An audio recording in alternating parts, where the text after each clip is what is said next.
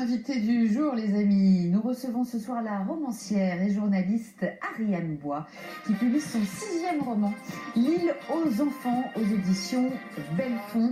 Bonsoir à vous. Bonsoir, Merci de m'avoir invité. d'avoir accepté notre invitation à un roman donc qui revient sur ce fameux scandale, c'est la Tout à fait, ces jeunes réunionnais envoyés de force en métropole entre 1962 et 1984, plus de 2000 enfants ont été arrachés à leur histoire alors qu'ils étaient nés sur l'île de la Réunion, ou comment transformer un fait historique en expérience romanesque. Alors première question, comment vous avez découvert cette histoire folle des enfants de la Creuse?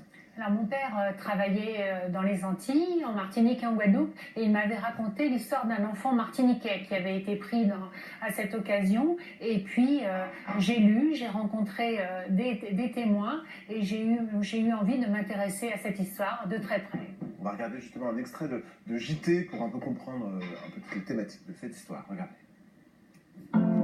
De son enfance à La Réunion, de son arrivée à 9 ans en métropole, Marie-Jeanne Boyer n'a que des brides de souvenirs. Cette orpheline fait partie des enfants de la Creuse, comme on les appelle aujourd'hui. Elle quitte son île pour la métropole dans les années 60 et se retrouve coupée alors de ses oncles et tantes. Alors, avant tout ça, est une décision d'État menée, je crois, par Michel Debré à l'époque, qui était député des Outre-mer, parce qu'il trouvait qu'il y avait une fécondité trop élevée à La Réunion, une île surpeuplée. Du coup, Debré s'inquiète et donne consigne qu'on accélère l'envoi des enfants en métropole. Et alors, l'idée, c'était d'envoyer des enfants qui étaient pupilles de l'État. Finalement, il y a des enfants qui n'étaient pas du tout pupilles de l'État, pas du tout orphelins, qui ont été enlevés et donc amené en métropole. Ariane Bois, comment on transforme une matière qui est déjà si romanesque en roman? Je crois qu'on laisse venir à soi les images. J'ai l'impression que, voilà, on pense à des héroïnes, j'ai pensé à des personnages très forts, et puis j'ai rencontré beaucoup de ces enfants exilés dans la Creuse et ailleurs, et j'ai pu inventer des situations, imaginer des dialogues et avoir des péripéties pour essayer d'être au plus près de la vérité. Alors justement, on peut revenir à l'aspect romanesque de ce livre. Donc deux personnages, deux sœurs, Pauline et Clémence, sont kidnappées un matin au début des années 60. Quelles vont être leurs vies une fois qu'elles vont être amenées en métropole, et surtout quand elles vont être séparées? Alors elles vont être effectivement séparées très brutalement à Guéret, dans la Creuse, et nous allons suivre Pauline qui est l'aînée mais qui n'a que 6 ans et qui va atterrir chez les paysans, où la vie va être évidemment très difficile pour elle parce qu'elle ne comprend pas la langue, parce que le climat est vraiment extrêmement différent de celui de la Réunion en plein hiver dans le Massif central. On s'en doute, elle va devoir affronter aussi le racisme à l'école et elle va devoir finalement apprendre à vivre complètement différemment. Et puis elle sera ensuite dans une autre famille qui va l'adopter sans jamais oser le lui dire.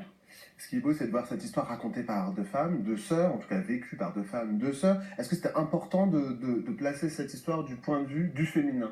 Oui, moi je crois que cette histoire, elle devait être racontée du point de vue du féminin parce que d'abord beaucoup de filles ont été concernées. Les enfants de la Creuse, quand elles étaient des filles, ont souvent été maltraitées dans les familles. Il y a eu des abus sexuels et donc je voulais rendre hommage à travers mes personnages à ces femmes qui font un chemin de résilience et de reconstruction qui est assez admirable.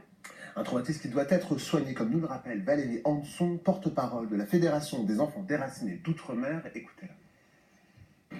L'identité, c'est primordial. Pour se construire et se reconstruire, nous avons besoin de savoir qui on est et d'où on vient. C'est important aujourd'hui de pouvoir révéler cette partie d'histoire pour que plus jamais ça ne se reproduise. Nous espérons, nous, que le combat que l'on mène depuis des années puisse servir à la génération actuelle et future.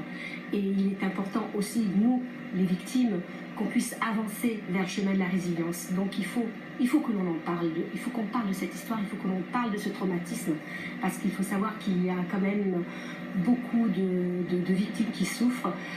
C'est terrible, le traumatisme de l'exil. Elle a raison, le traumatisme de l'exil, c'est terrible. Le traumatisme de ne plus arriver à avoir de lien parce que certains enfants sont rentrés sur l'île, mais évidemment, quelque chose a été cassé et c'est très difficile à reconstruire. On se souvient de l'ouvrage de l'historien Yvan Jablonka en 2007, Enfants en exil, qui était plus scientifique, évidemment, c'est un roman, donc ça n'a pas le même souffle, disons. Quelles ont été vos pistes de recherche? Alors, j'ai lu avec beaucoup d'intérêt le livre de Jacques Blanca. Alors, Jacques Blanca, il s'intéressait d'ailleurs, il avait étudié les archives départementales du Tarn, donc on apprend aussi que c'était pas que dans la Creuse, c'était 83 départements, donc aussi bien dans le Gard que sur la Côte d'Azur, en Bretagne, en Normandie, dans les Alpes, absolument partout. Presque tous les départements ont vu arriver des petits enfants noirs. Pour certains villages, c'était la première fois qu'on en voyait, et donc il a fallu s'adapter de part et d'autre.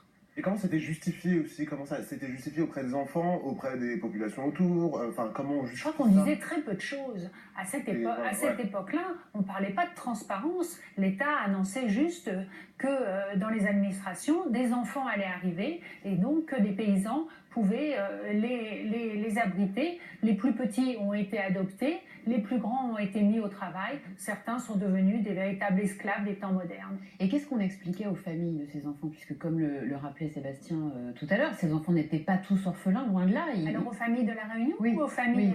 Alors on leur faisait miroiter plein de choses. On leur disait que les enfants allaient faire de grandes études, qu'ils reviendraient des messieurs et des dames, qu'ils reviendraient tous les ans pendant les vacances. Et certains donc ont signé. Mais la majorité des enfants ne sont pas dans ce cas.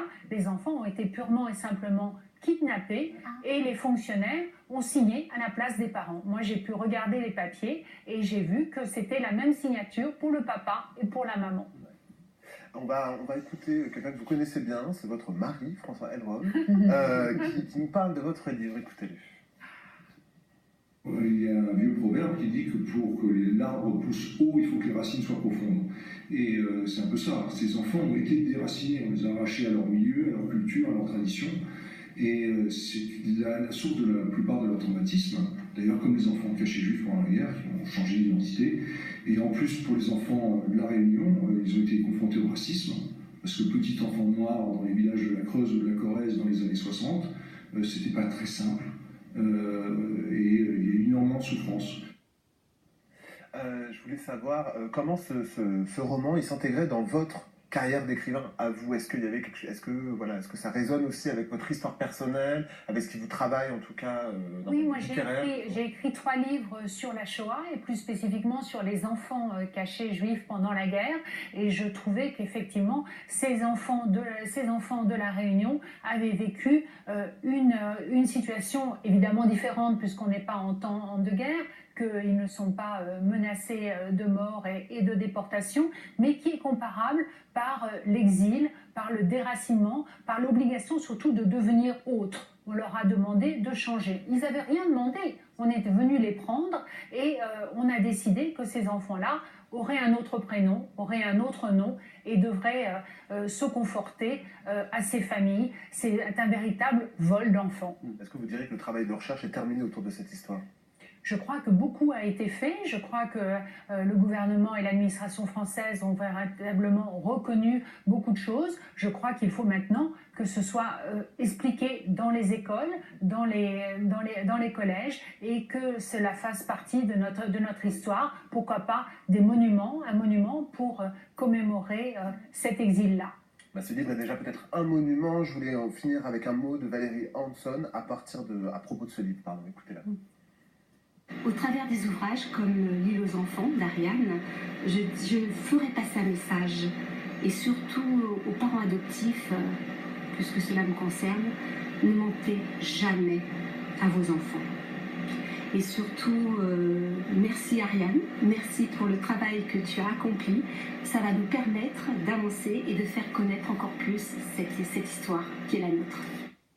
Je suis émue parce que Valérie m'a vraiment beaucoup aidée. J'ai rencontré une communauté extrêmement soudée et je leur dois beaucoup. J'espère que j'ai été vraiment fidèle à leur histoire et j'espère pouvoir porter très haut ce qui leur est arrivé pour qu'ils obtiennent enfin réparation.